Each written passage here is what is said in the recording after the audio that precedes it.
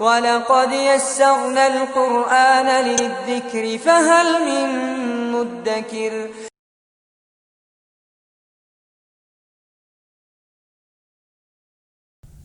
الحمدللہ رب العالمین والصلاة والسلام علی رسولہ الکریم وعلی آلہ واصحابہ اجمعین، اما بعد، فاعوذ باللہ من الشیطان الرجیم، بسم اللہ الرحمن الرحیم، رب اشرح لی صدری ویسر لی امری واحلل عقدۃ من لسانی یفقہوا قولی۔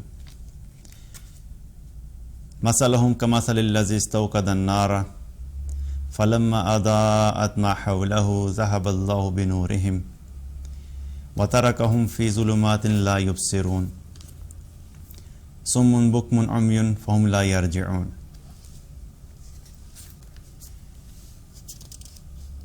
سورہ بقرہ کی آیت نمبر 17 ہے۔ اس کا ترجمہ یہ ہے کہ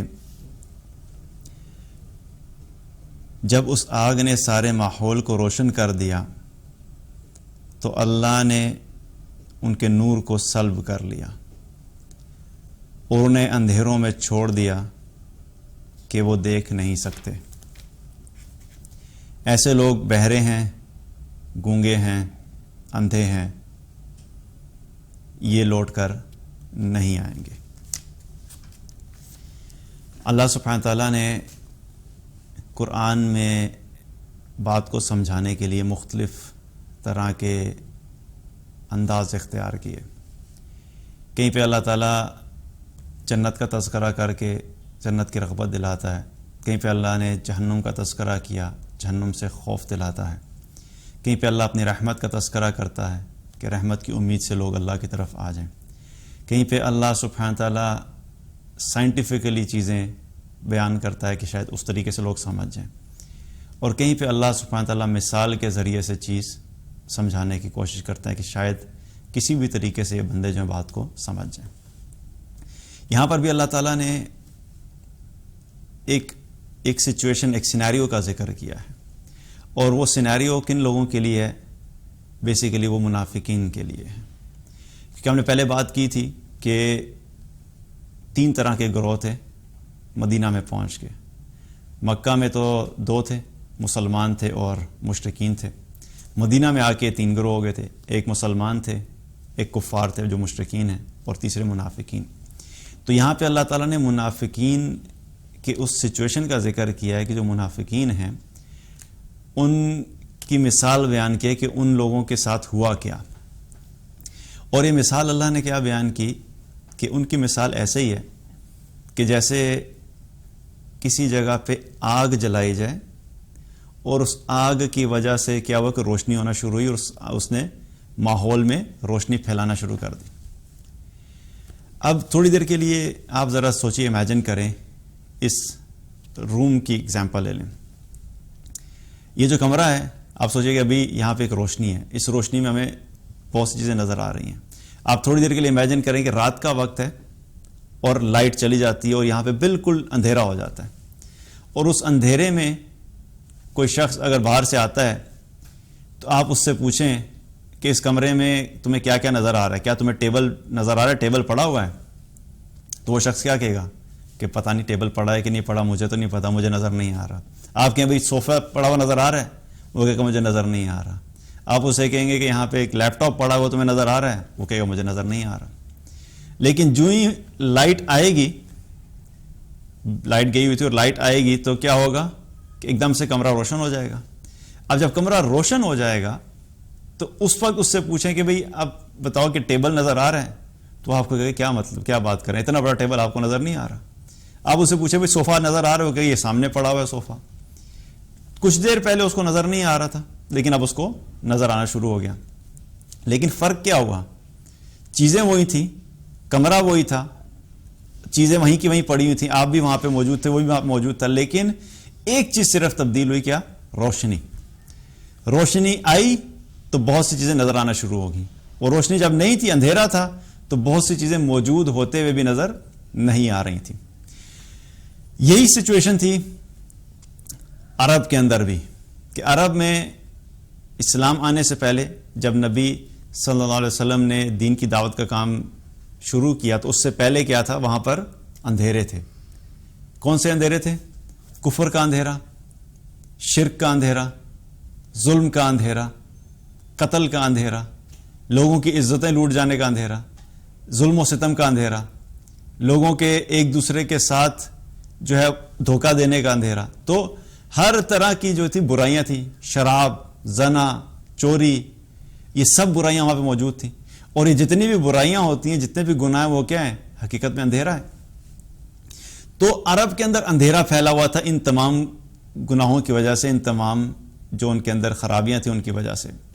اللہ سبحانہ تعالیٰ نے اس اندھیرے والی سچویشن میں روشنی بھیجی. وہ روشنی کیا تھی؟ وہ روشنی تھی محمد صلی اللہ علیہ وسلم. اللہ تعالیٰ نے رسول اللہ صلی اللہ علیہ وسلم کو نبی بنا کر بھیجا، اور نبی بنا کے جب بھیجا تو آپ صلی اللہ علیہ وسلم نے آگے کس چیز کی تعلیم دی؟ قرآن کی تعلیم دی. تو حقیقت میں وہ روشنی کیا تھی؟ وہ اسلام کی روشنی تھی.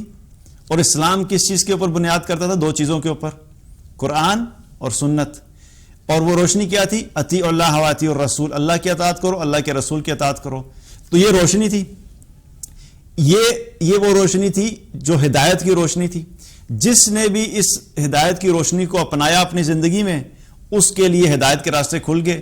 اور اللہ سبحانہ تعالیٰ نے ایسے لوگوں کو جو بھی حق اور باطل کا فرق تھا وہ واضح کر دیا، اور جو ایمان لے آئے ان کو بالکل کلیئر ہو گیا تھا کہ کامیابی کیا ہے، ناکامی کیا ہے، اللہ کون ہے. رسول اللہ صلی اللہ علیہ وسلم کے بارے میں پتہ لگ گیا، آخرت کا پتہ لگ گیا، جنت کا پتہ لگ گیا، جہنم کا پتہ لگ گیا، کون سے اعمال کامیابی والے ہیں کون سے اعمال ناکامی والے ہیں. وہ سب چیزیں انہیں بالکل کرسٹل کلیئر ہو کے نظر آنا شروع ہوگی.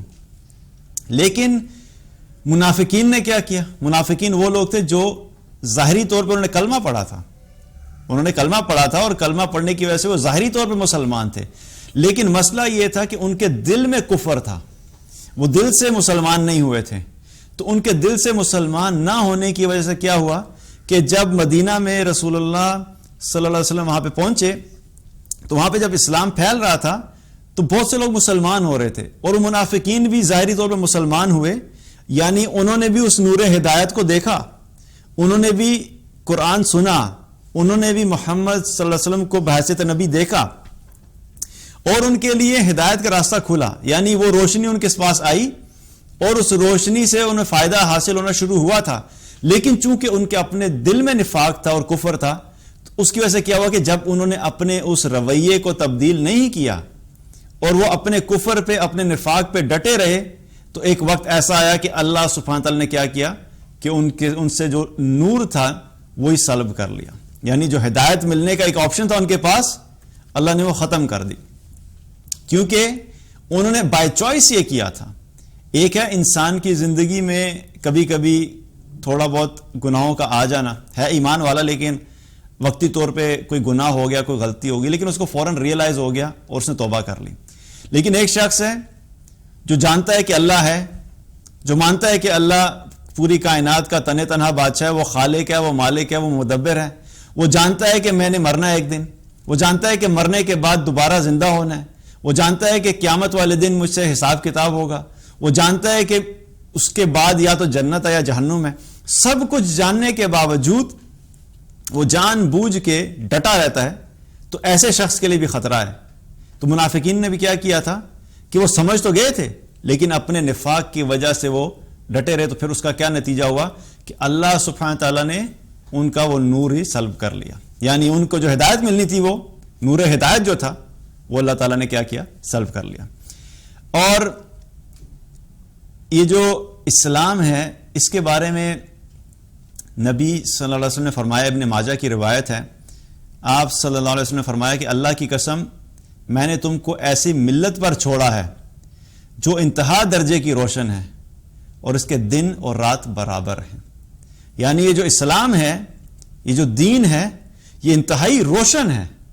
روشن سے مراد کیا ہے کہ اس کے تمام احکامات بہت کلیئر ہیں، اور جو عمل کرے گا اس کے لیے بھی ہدایت ہے. اور یہ وہ راستہ ہے جو کہ جنت میں جانے کا راستہ ہے، یہ وہ راستہ ہے جو کہ کامیابی کا راستہ ہے. تو میں تمہیں اس راستے پہ چھوڑ کے جا رہا ہوں، اور اس کے دن اور رات برابر ہیں. کیا مطلب کہ اس میں کوئی غلطی نہیں ہے، اس میں کوئی اس میں ایسی چیز نہیں ہے کہ جو تم سمجھ نہ سکو، اس میں خیر ہی خیر ہے. تو اسلام نور ہدایت تھا، اسلام کے ذریعے سے ہدایت ملنی تھی، قرآن کے ذریعے سے ہدایت ملنی تھی، محمد صلی اللہ علیہ وسلم کی اطاعت کرنے کے ذریعے سے ہدایت ملنی تھی، اور انہوں نے اس ہدایت کو چھوڑ دیا، تو اس کا نتیجہ کیا ہوا کہ پھر اللہ تعالیٰ نے ان کے لیے ہدایت کے دروازے بند کر دیے۔ اور پھر اللہ سبحانہ تعالیٰ نے ان کے بارے میں کیا فرمایا کہ اللہ نے ان کو اندھیروں میں چھوڑ دیا، کیونکہ انہوں نے خود یہ ڈیسائیڈ کر لیا تھا کہ وہ ان اندھیروں سے نہیں نکلنا چاہتے۔ ایک شخص اگر آپ کے پاس آتا ہے، وہ آپ کو کہتا ہے کہ بھئی مجھے بھوک لگی ہے، اور آپ اس کے سامنے کھانا رکھ دیتے ہیں، یہ کھانا کھائیے، وہ کہتا ہے میں نے کھانا نہیں کھانا، لیکن آپ کہتے ہیں بھی کھا لو، بھوک لگی ہے، تو وہ کہتا ہے نہیں کھانا نہیں کھانا میں نے۔ آپ ایک دفعہ کہیں گے، 2 دفعہ کہیں گے، 3 دفعہ کہیں گے، پھر کیا ہوگا؟ آپ چھوڑ دیں گے اسے، کیونکہ جو شخص خود کھانا ہی نہیں چاہتا اس کو زبردستی تو نہیں کھلا سکتے نا آپ اس کو بتا سکتے ہیں کہ آپ اس کو سمجھا سکتے ہیں کہ دیکھو یہ کھانا کھانے سے بھوک ختم ہو جائے گی، لیکن ایک شخص نے فیصلہ کر لیا کہ میں نے نہیں کھانا، تو آپ جو مرضی کرتے رہے وہ آپ کی بات نہیں مانے گا۔ اسی طریقے سے جس شخص نے اور جن لوگوں نے خود یہ فیصلہ کر لیا کہ انہوں نے ہدایت نہیں حاصل کرنی، انہوں نے اسلام کے اگینسٹ ہی رہنا ہے، انہوں نے اسلام کو فالو نہیں کرنا، انہوں نے ظاہری طور پہ مسلمانوں والا لبادہ اوڑھ کے جو ہے دل کے اندر نفاق کو رکھنا ہے، تو پھر اللہ سبحانہ تعالیٰ نے بھی ان کو کیا کیا؟ ان کو ان کے حال پہ چھوڑ دیا۔ انہوں نے یہ فیصلہ کیا تھا کہ ان کو اسی اندھیروں میں رہنا ہے، وہی کفر، شرک، قتل، زنا، شراب، اپنی خواہشات کی پیروی، تو انہوں نے جب یہ فیصلہ کیا کہ انہیں اس پہ رہنا ہے، تو اللہ نے ان کو چھوڑ دیا کہ ٹھیک ہے تم نے اپنے لیے اندھیروں میں رہنے کو چوز کیا ہے تو تم اندھیروں میں رہو۔ پھر اللہ نے بھی ان کے لیے ہدایت کے دروازے بند کر دیے، اور پھر اللہ سبحانہ تعالیٰ نے ان کے لیے کیا کہا کہ صم بکم عمی فہم لا یرجعون، یہ بہرے ہیں، گونگے ہیں، اندھے ہیں، اب یہ پلٹ کر نہیں آئیں گے۔ اب منافقین کے بارے میں اگر دیکھا جائے تو جو منافقین کا سردار تھا، رئیس المنافقین عبداللہ بن ابی، کیا اس کے کان نہیں تھے؟ کیا اس کی آنکھیں نہیں تھیں؟ کیا اس کی زبان نہیں تھی؟ زبان تھی، زبردست بات کرتا تھا، بہت اعلیٰ بات کرتا تھا، آنکھیں تھی، سب کچھ دیکھتا تھا، کان تھے، بالکل سنتا تھا، ہر چیز سنتا تھا، لیکن اللہ کیا کہہ رہے کہ یہ لوگ کون ہیں؟ یہ ہیں بہرے ہیں، گونگے، اندھے ہیں۔ ان کو کان تو ہیں ان کے پاس، لیکن یہ کان اللہ نے کس لیے دیے تھے کہ جب ان کانوں میں اللہ کے دین کی بات پہنچے، اللہ کی بات پہنچے، اللہ کی عظمت بیان کی جائے، اللہ کا قرآن پڑھا جائے، اللہ کے رسول صلی اللہ علیہ وسلم جب تمہیں کوئی بات بتائیں، تو ان کانوں کا مقصد یہ تھا کہ ان باتوں کو غور سے سنو اور ان پہ عمل کرنے کی کوشش کرو۔ لیکن کیا ہوا کہ ان لوگوں نے وہ کیا کرتے تھے کہ اپنی مرضی کی جو باتیں ہوتی تھی وہ سب سنتے تھے، لیکن جب دین کی بات ہوتی تھی یا اللہ کی بات ہوتی تھی تو وہ کیا کرتے تھے؟ اس کو اگنور کر دیتے تھے۔ وہ سنی ان سنی، ہم کہتے ہیں نا کہ سنی ان سنی کر دی، کہ سنی ہے، ظاہری طور پہ بندہ بیٹھا ہوا ہے، لیکن اپنے کان بند کر لیتے ہیں، سنتے ہی نہیں ہیں۔ تو جب انہوں نے اپنے کان بند کیے تو اللہ نے کہہ دیا کہ بھئی اگر تم اللہ کے دین کی بات نہیں سن سکتے تو پھر تم ایسے ہی ہو کہ جیسے تم کیوں ہو؟ بہرے ہو۔ چاہے دنیا کی تم ساری باتیں سن لو، تمہیں ساری چیزیں سمجھ آئیں، لیکن تم بہرے ہو۔ آنکھیں تھیں، اللہ نے آنکھیں کس لیے دی تھیں؟ ان آنکھوں سے اللہ کی نشانیاں دیکھو، اللہ کی کائنات کی طرف غور کرو، اس کائنات پہ غور کرنے کی وجہ سے جو ہے تمہارے اندر اللہ کی جو ہے پہچان آنی چاہیے۔ قرآن اللہ نے دیا تھا، ان آنکھوں کے ذریعے سے اس قرآن کو پڑھو، اور ان کے وقت میں تو محمد صلی اللہ علیہ وسلم ان کے سامنے موجود تھے۔ ان آنکھوں کو استعمال کرو، دیکھو کہ اللہ کے رسول ہیں، اور ان کاموں کے لیے استعمال کرنا تھا، لیکن انہوں نے اپنی آنکھوں کو ان کاموں کے لیے استعمال نہیں کیا، تو کیا ہوا؟ اللہ نے کہا کہ اندھے ہیں۔ آنکھیں ظاہری طور پہ ہیں، لیکن اللہ کے نزدیک کیا ہے؟ یہ اندھے ہیں۔ اور پھر کیا ہے کہ اللہ سبحانہ تعالیٰ نے زبان دی تھی کہ اس زبان کو صرف اپنی دنیا کو بہتر بنانے کے لیے نہیں لگاؤ۔ وہ منافقین کیا کرتے تھے؟ ان کی ایک بڑا مسئلہ ان کا یہ تھا کہ حب دنیا کی محبت۔ تو دنیا کی محبت کی وجہ سے کیا تھا کہ وہ ہر اس چیز کے بارے میں بات کرنا پسند کرتے تھے جس سے ان کا دنیا کا فائدہ ہے، اور ہر اس چیز کو چھوڑ دیتے تھے جس سے ان کو دنیا کا فائدہ نہیں ہوتا تھا۔ تو جب اللہ نے زبان دی ہے تو اس زبان کو تم اللہ کی بات کے لیے استعمال کرو، اللہ کا تذکرہ کرو، اللہ کا ذکر کرو، اللہ کی کتاب قرآن کی تلاوت کرو، اس کو سمجھنے کی کوشش کرو۔ تو اس زبان کو صرف اپنی دنیاوی مقاصد کو پورا کرنے کے لیے استعمال نہیں کرنا، بلکہ اللہ سبحانہ نے جو تمہیں زبان دی ہے، اس زبان کو اللہ کے لیے بھی استعمال کرنا ہے۔ تو جب انہوں نے اس چیز کا بھی انکار کیا تو اللہ تعالیٰ نے کہا کہ یہ کیا ہیں؟ یہ گونگے بھی ہیں۔ اب ان کے کان ہیں، آنکھیں ہیں، زبان ہے، لیکن یہ بہرے ہیں، یہ اندھے ہیں اور یہ گونگے ہیں اللہ کے نزدیک. کیونکہ اللہ کے نزدیک یہ تمام اعضاء ہمارے اسی وقت فائدہ مند ہوتے ہیں کہ جب ہم ان اعضاء کو اللہ کی اطاعت میں لگاتے ہیں.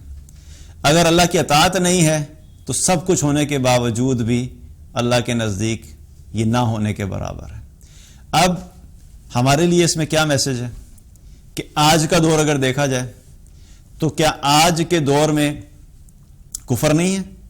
آج کے دور میں بھی کفر ہے، آج کے دور میں بھی شرک ہے، آج کے دور میں بھی قتل ہوتے ہیں، آج کے دور میں بھی لوگوں کی عزتیں لوٹتی ہیں، آج کے دور میں بھی زنا چل رہا ہے، شراب پی جا رہی ہے، سود پہ کاروبار چل رہے ہیں.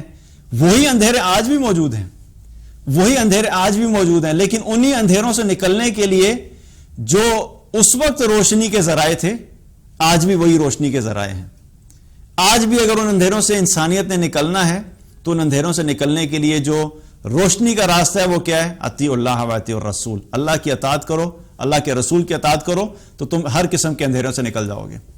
اور اگر آج ہم اللہ کی اطاعت کو چھوڑ دیتے ہیں، اللہ کے رسول صلی اللہ علیہ وسلم کی اطاعت کو چھوڑ دیتے ہیں، قرآن کو چھوڑ دیتے ہیں، تو پھر انسانیت ان اندھیروں سے کبھی بھی نکل نہیں سکتی. چاہے ہم ٹیکنالوجیکلی جتنا مرضی ترقی کر جائیں، چاہے ہماری جو دنیاوی ایجوکیشن ہے ہم اس میں جتنے مرضی آگے چلے جائیں، چاہے ہم اکانومیز کے اندر بڑی بڑی جو ہے وہ اکانومیز اسٹیبلش کر لیں، لیکن انسانیت کو ان اندھیروں سے نکالنے کے لیے جو راستہ ہے وہ ایک ہی ہے، وہ ہے قرآن و سنت. اگر ہم اس کی طرف واپس نہیں آئیں گے تو ہم ان اندھیروں سے نہیں نکل سکتے. اور اگر ہم ان اندھیروں سے نکلنا چاہتے ہیں، چاہے اپنی انفرادی زندگی ہو یا اجتماعی زندگی ہو، تو ہمیں واپس کیا ہے؟ اللہ کی کتاب کی طرف آنا ہوگا، اللہ سبحانہ تعالیٰ کی اطاعت کی طرف آنا ہوگا، اللہ کے رسول صلی اللہ علیہ وسلم کی اطاعت کی طرف آنا ہوگا. تبھی ہم ان اندھیروں سے نکل سکیں گے اور تبھی ہم کامیابی کے راستے پہ چل سکیں گے. اللہ تعالیٰ ہم سب کو عمل کی توفیق عطا فرمائے. السلام علیکم ورحمۃ اللہ وبرکاتہ.